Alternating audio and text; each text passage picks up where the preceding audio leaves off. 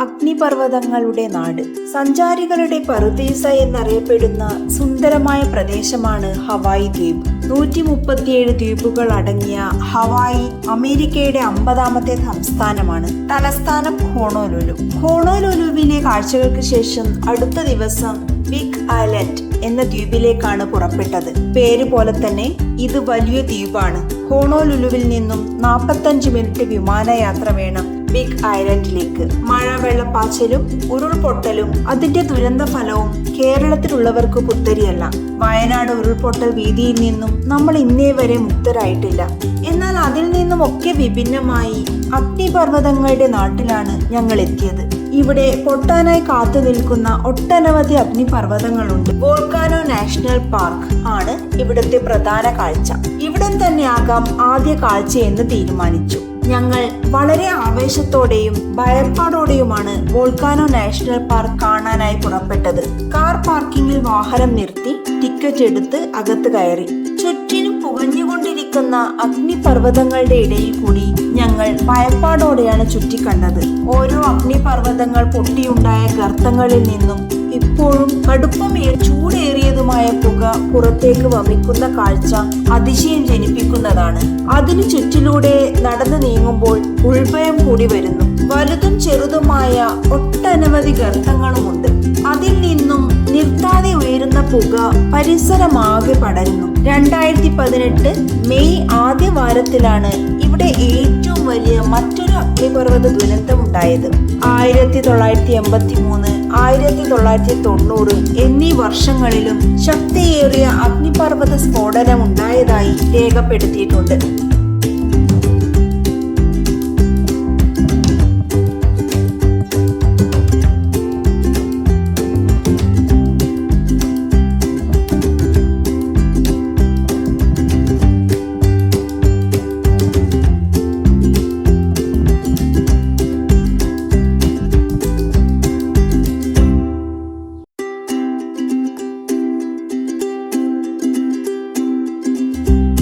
Hawaii ദ്വീപിലെ 5 വമ്പൻ അഗ്നിപർവ്വതങ്ങളിൽ സജീവമായതാണ് kilo. അഗ്നിപർവ്വതങ്ങളും ലാവയൊഴുക്കിനെയും കുറിച്ച് ആധികാരികമായി സംസാരിക്കാൻ ജിയോളജിസ്റ്റായി ഇന്തോനേഷ്യയിൽ ജോലി ചെയ്യുന്ന ശ്രീ അനിൽ പ്രഭാകറിന്റെ സഹായം നമുക്ക് തേടാം. അദ്ദേഹം നമ്മളോടൊപ്പം ചേരും. നമസ്കാരം ശ്രീ അനിൽ പ്രഭാകർ. നമസ്കാരം മോഹൻജി. എന്താണ് വാൽക്കനോ? എങ്ങനെയാണ് വാൽക്കനോ രൂപപ്പെടുന്നത്? ഒന്ന് വിശദീകരിക്കാമോ? വോൾക്കാനോ എന്ന് പറയുന്നത് ഒരു ജിയോളജിക്കൽ സ്ട്രക്ചറാണ്, അല്ലെങ്കിൽ ജിയോളജിക്കൽ ഫോർമേഷനാണ്, ഫോം ചെയ്യുന്ന ഒരു സംഭവമാണ്.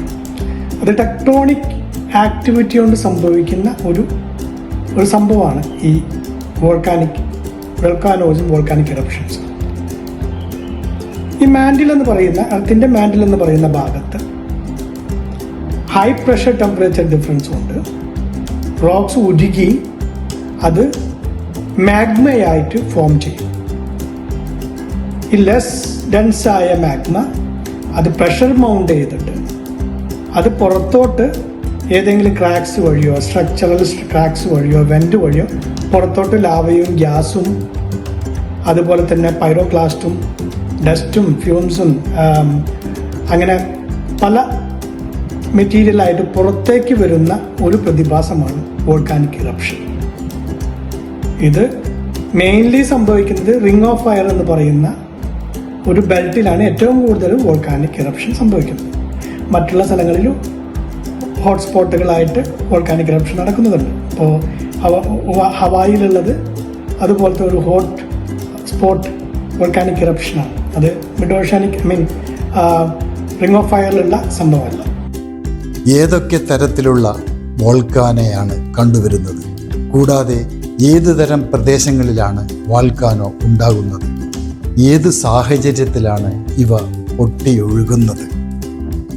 അതുപോലെ തന്നെ ഡിഫറെൻറ്റ് ടൈപ്സ് ഓഫ് വോൾക്കാനോസ് ഉണ്ട്. അത് വോൾക്കാനിക് ഫ്ലോയുടെ അല്ലെങ്കിൽ വോൾക്കാനിക് ഇറപ്ഷൻ്റെ നേച്ചർ അനുസരിച്ചിട്ട് അതിനെ ക്ലാസിഫൈ ചെയ്തിട്ടുണ്ട്. ഇപ്പോൾ ഷീൽഡ് വോൾക്കാനോ, അതുപോലെ തന്നെ സ്ട്രാറ്റോ വോൾക്കാനോ, അത് കോമ്പോസിറ്റ് വോൾക്കാനോ, റെസ്റ്റാർട്ടോ വോൾക്കാനോ, സിലിണ്ടർ കോൺ വോൾക്കാനോ, ലാവ ഡോം വോൾക്കാനോ, ഇങ്ങനെ ഡിഫറെൻറ്റ് ടൈപ്സ് ഉണ്ട്. ഇപ്പോൾ ഷീൽഡ് വോൾക്കാനോ നമ്മൾ ഹവായിലൊക്കെ സംഭവിക്കുന്നത് ഷീൽഡ് വോൾക്കാനോ അത് ലോ വിസ്കസ് ആയിട്ടുള്ള ലാവയാണ്. അത് കൂടുതൽ ദൂരങ്ങൾ സ്പ്രെഡ് ആവുന്ന ഉള്ള ഒരു ലാവ ആണ് അതിൽ നിന്ന് വരുന്നത്. അപ്പോൾ ആ ലാവ ഫ്ലോനനുസരിച്ച് ഡിഫറെൻ്റ് ആയിട്ടുള്ള വോൾക്കാനോസ് ഉണ്ട്. ഏറ്റവും ഡിസ്ട്രക്റ്റീവ് ആയിട്ടൊക്കെ ഉള്ളത് ഈ സിലിണ്ടർ കോണും അതുപോലെ തന്നെ സ്ട്രാറ്റോ വോൾക്കാനോസ് ഒക്കെയാണ് ഏറ്റവും ഡേഞ്ചറസ് ആയിട്ടുള്ള വോൾക്കാനിക് ഇറപ്ഷൻസ്. അഗ്നിപർവ്വതം പൊട്ടിയാലുണ്ടാകുന്ന ദുരന്തങ്ങൾ പ്രദേശവാസികളെ എങ്ങനെ ബാധിക്കും? ഇതിൽ നിന്നും പുറപ്പെടുന്ന വാതകം മനുഷ്യർക്ക് താങ്ങാൻ പറ്റുന്നതാണോ?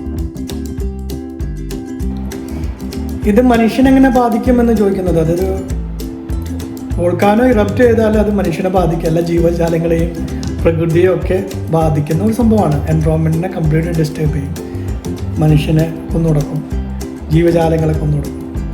അതെന്ന് പറഞ്ഞാൽ അതിൽ നിന്ന് എമിറ്റ് ചെയ്യുന്ന ഗ്യാസ് ഹൈലി ടോക്സിക് ആണ്. നമുക്ക് പറയുമെങ്കിൽ ഹൈഡ്രജൻ ക്ലോറൈഡ് ഉണ്ട്, അതുപോലെ തന്നെ കാർബൺ ഡൈ ഓക്സൈഡ് ഉണ്ട്, ഹൈഡ്രജൻ സൾഫൈഡ് ഉണ്ട്. അങ്ങനെ കുറേ എന്താ പറയുക ടോക്സിക്കായ ഗ്യാസ് ഇതിൽ നിന്ന് എമിറ്റ് ചെയ്യുന്നുണ്ട്. ആസിഡ് റെയിൻ ഫോം ചെയ്യാം, ഈ ഗ്യാസുകൾ കൂടിയിട്ട് ആസിഡ് റെയിൻ ഫോം ചെയ്യാം. അപ്പോൾ ഇതെല്ലാം മനുഷ്യനെ ബാധിക്കുന്നത്. അതുപോലെ തന്നെ ഈ ഇതിൽ നിന്ന് വരുന്ന കിലോമീറ്റേഴ്സ് സ്പ്രെഡ് ചെയ്യും, അന്തരീക്ഷത്തിൽ കംപ്ലീറ്റ് മാലിന്യമാക്കും. അപ്പോൾ അങ്ങനെ സംഭവിക്കാം. പിന്നെ ഇതെല്ലാം ഇതിൽ നിന്ന് വരുന്ന ഡസ്റ്റ് എല്ലാം സെറ്റിൽ ചെയ്യുന്ന, അല്ലെങ്കിൽ ഈ ഫ്രൂട്ടികളിൽ ഒരു 20, 30, ചിലപ്പോൾ 50 മീറ്ററോളം തിക്നെസ്സിൽ ഇത് ഫ്യൂംസ് എല്ലാം മീൻസ് ഈ ഡസ്റ്റും അല്ലെങ്കിൽ ആഷെല്ലാം വന്ന് സെറ്റിലായിട്ട് ആൾക്കാരെ വീടും എല്ലാം അതിൽ എന്താ പറയാം അതായി പോവാം. അപ്പം അങ്ങനെ ഹ്യൂമൻ ലോസ് സംഭവിക്കുന്നുണ്ട്. അപ്പം മിക്ക എല്ലാ വോൾക്കാനിക് ടെറൈൻ്റെയും അടുത്ത് താമസിക്കുന്ന അല്ലെങ്കിൽ ഒരു 10 കിലോമീറ്റർ സ്ട്രെച്ചിനുള്ളിൽ വരുന്ന എല്ലാ വില്ലേജുകൾക്കും എപ്പോഴും വാണിംഗ് കൊടുക്കാറുണ്ട്. ഇതിൻ്റെ ആക്ടിവിറ്റി കൂടുമ്പോൾ, എല്ലാ വോൾക്കാനിക് ആക്ടിവിറ്റിയുടെ ഇൻറ്റൻസിറ്റി കൂടുമ്പോൾ വാണിംഗ് കൊടുക്കാറുണ്ട്, അവരവിടുന്ന് മാറ്റാറുണ്ട്. അപ്പോൾ അത് എല്ലാ വോൾക്കാനിക് മൗണ്ട്സും, ആക്റ്റീവ് വോൾക്കാനിക് മൗണ്ട്സും ഹൈലി മോണിറ്റേർഡ് ആണ് മിക്ക എല്ലാ കൺട്രിയിലും. അപ്പോൾ അതിൻ്റെ ആക്ടിവിറ്റി നമുക്ക് മെഷർ ചെയ്യാനും അത് പീക്കാവുന്നുണ്ടോ അതിന് മെഷർ ചെയ്യാനൊക്കെ സമയം മീൻസ് മോണിറ്റർ ചെയ്യാനുള്ള എക്യുപ്മെൻറ്റ്സ് എല്ലാം ഉണ്ടെന്ന്. അപ്പോൾ അതുകൊണ്ട് നമുക്ക് അറിയാൻ പറ്റും. അപ്പോൾ മിക്ക ആൾക്കാരെ മാറ്റാറുണ്ട്. ചിലത് നമുക്ക് അധികം പ്രെഡിക്റ്റ് ചെയ്യാൻ, അതിൻ്റെ ഇൻറ്റൻസിറ്റി അധികം പ്രെഡിക്റ്റ് ചെയ്യാതെ വരുമ്പോഴാണ് ചിലപ്പോൾ ഹ്യൂമൻ ലോസ് ഒക്കെ സംഭവിക്കുന്നത്. മനസ്സിലായത്? അപ്പോൾ ഇത് ഹൈലി ടോക്സിക് ആണ്. ഇതിൽ വരുന്നത് ഗ്യാസ് ആയിക്കോട്ടെ, പൈറോക്ലാസ്റ്റ് ആയിക്കോട്ടെ, ഡസ്റ്റ് ആയിക്കോട്ടെ, ലാവ ആയിക്കോട്ടെ. ലാവയുടെ ടെമ്പറേച്ചറൊക്കെ പറയുന്നത് 700 to 1200 ഡിഗ്രി സെൻറ്റിഗ്രേഡൊക്കെ വരുന്ന ടെമ്പറേച്ചറാണ് ലാവയ്ക്ക് തന്നെ വരുന്നപ്പോൾ ചെയ്യുന്നത്. അപ്പോൾ അതൊക്കെ വന്നാൽ എന്തും കത്തിക്കരിഞ്ഞ് ചാമ്പലായി പോകും. മനസ്സിലായില്ല? അപ്പോൾ ഇത് ഹൈലി ഡിസ്ട്രക്റ്റീവാണ്. അത് ഈ ഭൂമിയിലുള്ള എല്ലാ ജീവജാലങ്ങളെയും കൊന്നുകൊടുക്കാനുള്ള കഴിവ്, അല്ലെങ്കിൽ നശിപ്പിക്കുക, അല്ലെങ്കിൽ കത്തി ചാമ്പലാക്കാനുള്ള കഴിവ് ഈ വരുന്ന ലാവയ്ക്കുണ്ട്.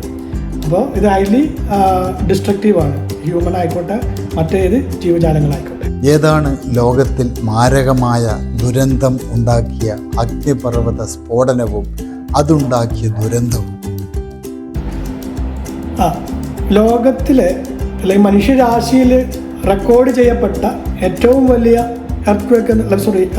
വോൾക്കാനിക് ഇറപ്ഷൻ എന്ന് പറയുന്നത് തമ്പോറ, ഇന്തോനേഷ്യയിൽ നടന്ന ഒരു വലിയ വോൾക്കാനിക് ഇറപ്ഷനാണ്. അത് 1815-16 കാലഘട്ടത്തിൽ 1815 നടന്ന ഒരു വലിയ വോൾക്കാനിക് ഇറപ്ഷനാണ്. അത് ലോകത്തിൻ്റെ എല്ലാ ഭാഗങ്ങളിലും അത് എഫക്റ്റ് ചെയ്തെന്ന് പറഞ്ഞത്, അതിൻ്റെ ഡിസ്ട്രക്ഷൻസ്. 70,000-ഓളം ആൾക്കാർ മരണപ്പെട്ടു ഈ ഒരു വോൾക്കാനിക് ഇറപ്ഷൻ കൊണ്ട്. അത് 40ഓളം കിലോമീറ്റർ ഹൈറ്റിൽ അതിൻ്റെ ഫ്യൂംസ് എല്ലാം സ്പ്രെഡ് ചെയ്തെന്ന് പറയുന്നത്. ആ ഒരു ഇയർ പറഞ്ഞത് ഇത് ഇപ്പോൾ അറിയപ്പെടുന്നത് നോ സമ്മർ സീസൺ അല്ലെങ്കിൽ നോ സമ്മർ ഇയർ എന്നാണ് അതിനെ പറഞ്ഞത്. അത്രയും ലോകമൊന്നാകെ മൂടപ്പെട്ട് കിടന്നു എന്നാണ് പറഞ്ഞത്. സമ്മർ സൂര്യനെ കാണാൻ പറ്റിയിരുന്നില്ല എന്നാണ് പറഞ്ഞത്. അങ്ങനത്തെ ഒരു സിറ്റുവേഷൻസ് ഉണ്ടായിരുന്നു. അതിനുശേഷം ക്രക്കത്തുവ ഇത് ആൾസോ അനദർ വോൾക്കാനിക്, അതും ഇന്തോനേഷ്യയിലാണ്. ഇപ്പോൾ ഇന്തോനേഷ്യ എന്ന് പറയുന്ന കൺട്രിയിലാണ് ഏറ്റവും കൂടുതൽ വോൾക്കാനോസ് ആക്റ്റീവ് ആയിട്ടുള്ളത്. അതിന് കാരണം എന്ന് പറയുന്നത് ഇതൊരു റിംഗ് ഓഫ് ഫയറിലാണ് ഇന്തോനേഷ്യ കിടക്കുന്നത്. ഇന്തോനേഷ്യ ആയിക്കോട്ടെ, ജപ്പാൻ ആയിക്കോട്ടെ, ഇതെല്ലാം റിംഗ് ഓഫ് ഫയറിൽ കിടക്കുന്ന ഒരു സംഭവമാണ്. റിംഗ് ഓഫ് ഫയറിലാണ് ഏറ്റവും കൂടുതൽ വോൾക്കാനിക് ആക്ടിവിറ്റി ഉണ്ടാകുന്നത്. അവിടെയാണ് ഈ പറഞ്ഞ സ്ട്രക്ചറൽ ഡിസ്റ്റർബൻസ് കൂടുതലുണ്ടാകുന്നത്. അപ്പോൾ അതുകൊണ്ട് ഇന്തോനേഷ്യ ഇപ്പോഴും എപ്പോൾ ഇന്തോനേഷ്യ വിസിറ്റ് ചെയ്താലും അറ്റ്ലീസ്റ്റ് ഒരു 3-4 ആക്റ്റീവ് വോൾക്കാനോ നമുക്ക് കാണാൻ പറ്റും, നമുക്ക് വിസിറ്റ് ചെയ്യാൻ പറ്റും. ഇപ്പോൾ മൗണ്ട് ബ്രോമ എന്ന് പറയുന്നത് ഒരു ആക്റ്റീവ് വോൾക്കാനോയാണ്. അത് ഞാൻ പേഴ്സണലി വിസിറ്റ് ചെയ്ത ഒരു സ്ഥലമാണ് മൗണ്ട് ബ്രോമ. ഞാൻ അതിനെക്കുറിച്ചൊരു ബുക്കും എഴുതിയിട്ടുണ്ട്. അപ്പോൾ ഇതാണ് ഏറ്റവും വലിയ, അല്ലെങ്കിൽ മനുഷ്യരാശിയിൽ മാർക്ക് ചെയ്ത ഏറ്റവും വലിയ ഒരു വോൾക്കാനിക് ഇറപ്ഷനാണ് തമ്പോറയിൽ നടന്നത്. ഇത്രയും കാര്യങ്ങൾ നമുക്ക് വേണ്ടി വിശദീകരിച്ച ജിയോളജിസ്റ്റായ ശ്രീ അനിൽ പ്രഭാകറിന് നന്ദി. ഇവിടെ സഞ്ചരിക്കുന്നതും ചുറ്റിക്കാണുന്നതും സഞ്ചാരികളുടെ മാത്രം ഉത്തരവാദിത്തത്തിലായിരിക്കുമെന്ന് പല സ്ഥലത്തും രേഖപ്പെടുത്തി വച്ചിട്ടുണ്ട്. അതൊക്കെ കാണുമ്പോൾ പേടിക്കാതെ എന്തു ചെയ്യും? ഇവിടെ ഏറെ ആകർഷിച്ചത് അഗ്നിപർവ്വതം പൊട്ടിയൊലിച്ച് ലാവയൊഴുകി ഉണ്ടായ ടണലാണ്. ഏതാണ്ട് 1 കിലോമീറ്ററോളം ദൂരത്തിൽ അഗ്നിപർവ്വതം ഉണ്ടാക്കിയ പ്രകൃതിദത്ത ടണൽ. ഇത് സഞ്ചാരികളെ ഏറെ ആകർഷിക്കുന്നതും അതിശയിപ്പിക്കുന്നതും ഒപ്പം ഭയപ്പാടുണ്ടാക്കുന്നതുമാണ്. ഞങ്ങൾ ആ ടണലിലൂടെ ഏതാണ്ട് 1/2 കിലോമീറ്ററോളം സഞ്ചരിച്ചു. ചുറ്റിലും ഉണ്ടാകുന്ന അന്ധകാരം ഒഴിവാക്കാൻ വൈദ്യുത വിളക്കുകൾ മിന്നുന്നുണ്ട്.